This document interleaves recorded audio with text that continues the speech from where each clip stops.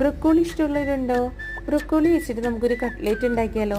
ഞാനൊരു ദിവസം പേളിമണിയുടെ റെസിപ്പി കണ്ടിട്ടാണ് കേട്ടോ ബ്രൊക്കോളി കട്ട്ലേറ്റ് ആദ്യമായിട്ട് ഉണ്ടാക്കുന്നത്. പക്ഷേ എനിക്കും ഇഷ്ടപ്പെട്ടു. ഞാനത് ഉണ്ടാക്കിയിട്ട് കൊടുത്ത ആൾക്കാർക്ക് എല്ലാവർക്കും ഇഷ്ടപ്പെട്ടു.